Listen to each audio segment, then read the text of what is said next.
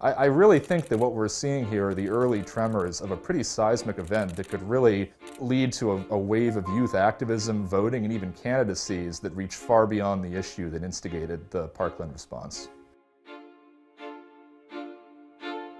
This is more than Parkland, this is more than Florida, this is more than the United States. This is something serious. The Parkland student response has been a long time coming in many ways. The Parkland students have spent a lot of their lives growing up with leaders who are particularly unresponsive to the interests and desires of young people who are concerned about things like the lack of economic opportunity for folks who are trying to start their lives right now, the deterioration of the environment, and in this particular case, the escalating rate of gun violence in America. We've been long overdue for an event where young people finally express their frustration with being ignored for so long by people who are, in theory, tasked with doing something to mitigate so many of the issues that can upend the lives of young people these days. To Congress, you are directly responsible for every community that is lost due to gun violence, and you have the power to change this.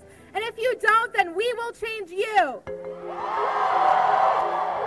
It's unfortunate to say, but I think that if you've grown up in America in the last 2 to 3 decades, mass shootings in schools are almost a part of American culture at this point. The frequency with which they happen is just unbelievable, especially compared to the rest of the world. I think it's totally unsurprising that this proximity to such ominous predictions has actually built millennials, and especially the Parkland students, into very articulate spokespeople for the problems posed by all these issues. This is going to continue. This will be a generation-long thing, and this is just getting started. Millennials are some of the most politically active and some of the most critical individuals I've ever met. I think rage, when you look at the history of political activism, is one of the most effective agents for starting something. There has been almost no gap between the timing of the shooting and when the survivors have actually spoken out about some of the systemic conditions in the United States that have perpetuated that shooting.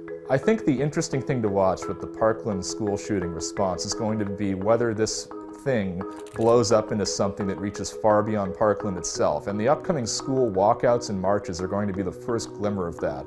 If we see cells popping up in other cities, particularly other cities that have also suffered school shootings, then I think we really may be seeing something big here that could totally shake up the elections coming up here and last far beyond that.